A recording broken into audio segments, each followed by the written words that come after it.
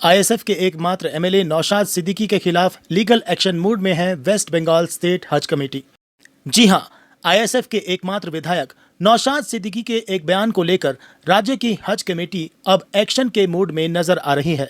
बताया जा रहा है कि पिछले दिनों मुर्शिदाबाद में एक कार्यक्रम के दौरान वेस्ट बंगाल स्टेट हज कमेटी और खासतौर पर उसके लिए जिम्मेदार सांसद खलीलुर रहमान के खिलाफ कुछ बयान दिए गए थे। इसी को लेकर आज वेस्ट बंगाल हज कमेटी की ओर से एक प्रेस कॉन्फ्रेंस कर कड़ी आपत्ति जताई गई। इस अवसर पर हज कमेटी की ओर से कहा गया कि एमएलए नौशाद सिद्दीकी ने जो बयान दिया है वो पूरी तरह से झूठ पर आधारित है और अगर उन्होंने इसके लिए माफी नहीं मांगी तो उनके खिलाफ स्टेट हज कमेटी कानूनी कार्रवाई भी कर सकती है। हालांकि स्टेट हज कमेटी के चेयरमैन और मुर्शिदाबाद के जंगीपुर के सांसद खलीलुर रहमान खुद इस प्रेस कॉन्फ्रेंस में मौजूद नहीं थे, लेकिन उनकी ओर से स्टेट हज कमेटी मेंबर्स और सीईओ ने एकजुटता दिखाते हुए आईएसएफ विधायक के खिलाफ जमकर भड़ास निकाली।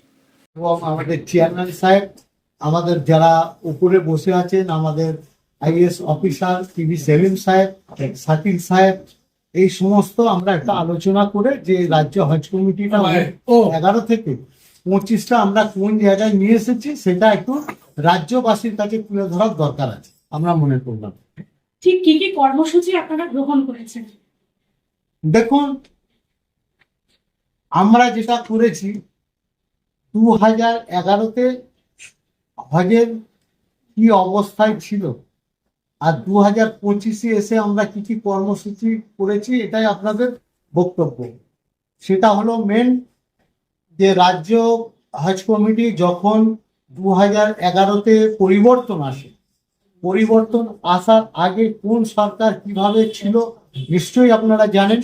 সেই পরিবর্তন আসার পরে রাজ্যের যখন 11-তে নতুন সরকার আমাদের মাননীয় মুখ্যমন্ত্রী মমতা ব্যানার্জির নেতৃত্বে যে সরকার এলেন, সেই সরকারের সময় আমরা দেখলাম যে আমাদের রাজ্যেতে ছোট্ট একটা এই ধরনের বলার সম্প্রদায়ের প্রচুর মানুষ বাস করে।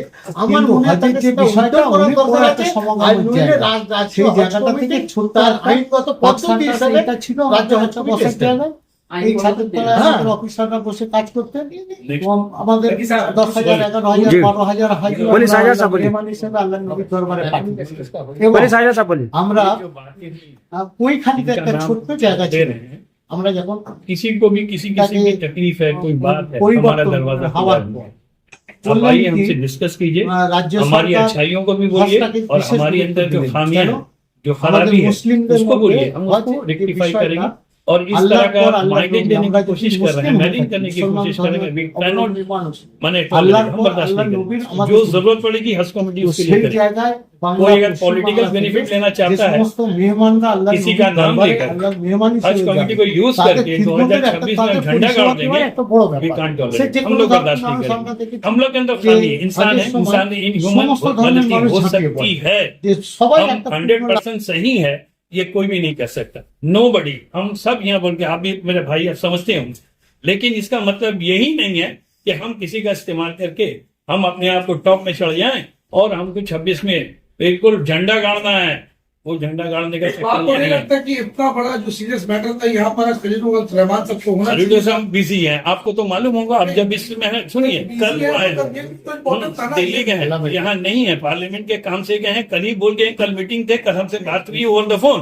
आप लोगों को स्टेप बाय स्टेप तमाम खबर है आपके पास। आज अगर ये वो कलकत्ता में या बंगाल में या मौजूद होते आपके सामने रहते, वो छुपे ही क्यों? वो तो दयानंदार आदमी है, ईमानदार आदमी है, उनके खिलाफ कोई ऐसी बात नहीं है, कोई ऐसा एप्रोप्रिएशन और डिसएप्रोप्रिएशन का कोई मसला नहीं उनके साथ। कल तो संडे का बुला अब हम लोग डिस्कशन करेंगे, उनसे बात करेंगे, उनकी मसरूफियत क्या है, उसके बाद फिर अगर दोबारा जरूरत होगी उसको क्लैरिफिकेशन करेंगे। लेकिन जिस मकसद के लिए बुलाया गया है, जिसने माइलेज लेने की कोशिश की है, उसको हम बर्दाश्त नहीं करेंगे। मैं आपको बार बार बोल रहा हूँ। शाहजहां साहब, हज कमेटी ने नदीमुल हक की नेतृत्व में भी कई साल काम किया, अभी नए चेयरमैन साहब है, तो क्या डिफरेंस आप लोग देख रहे हैं? क्या डिफरेंस दोनों में? हम पर्सनली मैं जिस दिन से काम कर रहा हूँ डिफरेंस नहीं देख रहा हूँ, बल्कि और अच्छाई की तरफ मैं जा रहा हूँ। नदीम मुल्क साहब जहां से चलना छोड़ा है वहीं से हम उसको जोड़े। नदीम साहब ने जहां तक अपनी परफॉर्मेंस दी है उसके बाद हम माने आपका बेहतर कह लो। चेयरमैन साहब के साथ स्टेप बाय स्टेप आगे बढ़े और उसका बेनिफिट जो है हर मामले में हम ट्रांसपेरेंट रहे, बिल्कुल ट्रांसपेरेंट रहे। तमाम मसले जहां डिस्टर्ब हुआ है हम लोग यहाँ बैठ के उसको डिस्कस किए ताकि किसी किसी का मसला माने किसी के सामने ना आए, क्योंकि ये पब्लिक का मसला है, सिर्फ हमारी स्टेट की बात नहीं है। अलग अलग स्टेट से जो आ रहे हैं उनकी भी। अब देखिए 100 आदमी में अगर किसी एक आदमी को अगर सर्विस अच्छी नहीं मिली और 99% अगर सर्विस अच्छी मिल रही है मगरबी बंगाल यूनिवर्सिटी हज कमेटी से, सर तो बुलंद होना चाहिए आपका, हमारा सर बुलंद होना चाहिए। 99% रॉन्ग है, गलत है, दावे के साथ मैं बोलता हूँ। अगर वो मैं एक ही बात कर रहा हूँ, सुनिए, अगर उनको किसी के मामले में अगर प्रूवमेंट है तो एविडेंस से सब सामने चले हैं, हमने सारे चले हैं, कोई बात नहीं है, हम उनका वेलकम करते हैं। माफी का मुताबिक क्या आपको लगता है कि नौशाद सिद्दीकी के बहाने बीजेपी खेलना चाहती है? बिल्कुल हो सकता है, मैं श्योर नहीं बोल सकता हूँ इस मामले में, मे भी बहुत कुछ हो सकता है, लेकिन एक बात तो है पॉलिटिकल माइलेज का मसला है, बिल्कुल पॉलिटिकल माइलेज का मसला उसका जा रहा है। आप अच्छे करो तो भी बदनाम, घर को आग लगी घर के चरा से, क्या मीनिंग है इसका? अक्सर ये सब होने के बाद ही लोग कहते हैं कि आप आगे तकलीफ दूर करें। अगर वो आपके पास नॉर्मली आता तो शायद कोई मौका या फिर उससे बात भी नहीं करता। बिल्कुल नहीं करता, नहीं इसको लेकर लोग कह रहे हैं ये बात। नहीं, वो आप उनको मैं अपना आवाज दे रहा हूँ उनको, आप उनसे डिस्कस ओपन डिस्कस कर रहे हैं, विद एविडेंस डिस्कस करें, हमारा कोई खामी हमको बताएं। और आपके जो माइलेज लेने की कोशिश कर रहे हो, मैं तो यहाँ पे ओपन बोल रहा हूँ, आप माइलेज लेने की कोशिश कर रहे हैं, पॉलिटिकल माइलेज लेने की कोशिश कर रहे हैं साहब, ये ठीक नहीं है, बिल्कुल ठीक नहीं है, बर्दाश्त नहीं करूंगा। बहुत सही।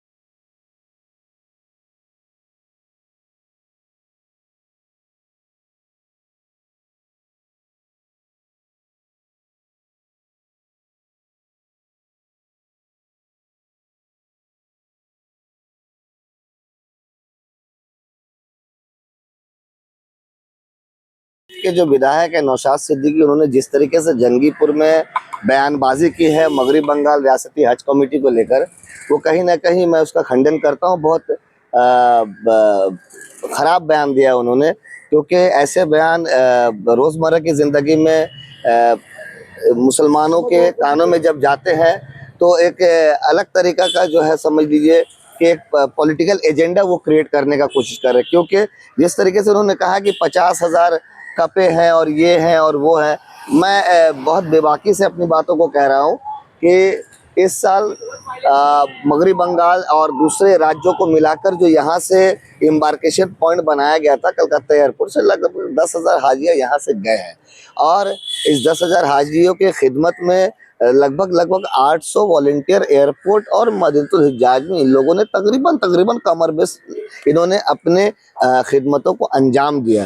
तो इस तरह के बयान कहीं ना कहीं नौशाद सिद्दीकी हज कमेटी को राजनीतिक स्तर से जोड़ने की कोशिश कर रहे हैं। और मैं ये दावे के साथ कह सकता हूँ कि उनको ये इल्म नहीं है, क्योंकि वेस्ट बंगाल स्टेट हज कमेटी हो या किसी और राज्य की हज कमेटी हो, ये हज एक्ट 2002 के तहत एक पैरास्टेटल स्टैट्यूटरी बॉडी है। इसका सिर्फ यही काम है कि ये हाजी जब एप्लीकेशन दर्ज करते हैं हज में जाने के लिए, बैतुल्लाह हज के लिए, जो साल में एक बार सालाना तौर से हज के महीने में कायम किया जाता है, उनका काम है सिर्फ डॉक्यूमेंट्स दस्तावेजों को इकट्ठा करके उनकी सहायता करें और किस तरीके से सेंट्रल हज कमेटी यानी कि हज कमेटी ऑफ इंडिया, जो कि केंद्र सरकार के माइनॉरिटी अफेयर्स के दफ्तर में से आता है, उन तक उनके डॉक्यूमेंट्स को पहुंचा दे। और जो हाजी होते हैं, जो जाने वाले आज़मीन हज होते हैं, वो जो है हज कमेटी ऑफ इंडिया के पोर्टल में डायरेक्ट अपने रकम को पेमेंट करते हैं। तो कहीं ना कहीं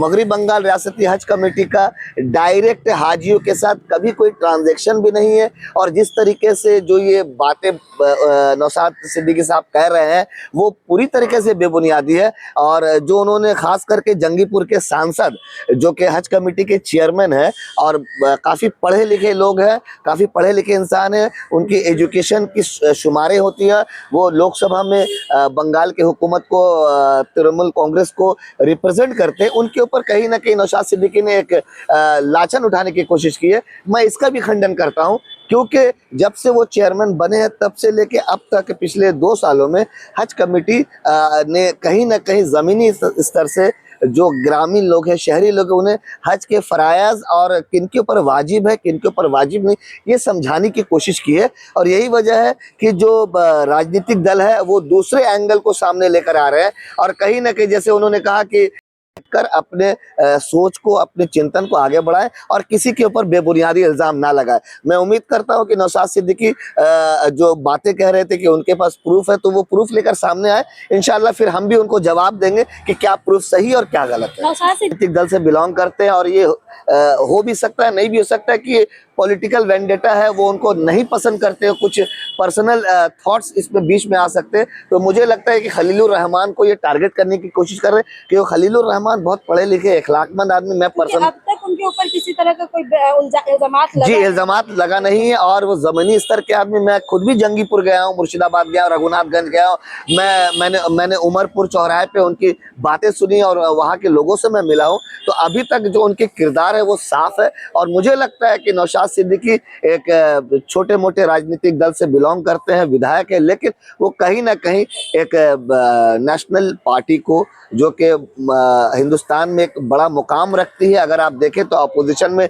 सेकंड लार्जेस्ट सीट होल्ड करने वाली पार्लियामेंट में ये पार्टी है, उसके ऊपर कहीं ना कहीं ये निशाना साधने की कोशिश कर रहे हैं। सिद्दीकी ने जो बातें की है वो इस बात को कलकत्ता से भी कर सकते थे, लेकिन उसको कलकत्ता नहीं करके जंगीपुर में उनके जो पार्लियामेंट्री क्षेत्र में जाके कर रहे, क्या उनको पर्सनली अटैक करना कहाँ तक दुरुस्त को देख? जी बिल्कुल सही सवाल है आपका और मुझे भी ये लगता है कि वो कलकत्ता या उनकी जो अपनी क्षेत्र भांगुर की जो क्षेत्र जहाँ से वो दक्षिण 24 परगना में जहाँ से वो विधायक है, वो अपने इलाके में नहीं जाकर जो सांसदीय इलाका है जंगीपुर का, वहाँ पर जाने का सिर्फ और सिर्फ एक ही मकसद है कि वो इफरादी तौर पे खलीलुर रहमान की जो अच्छी इमेज है उसको गंदे करने की कोशिश कर रहे हैं।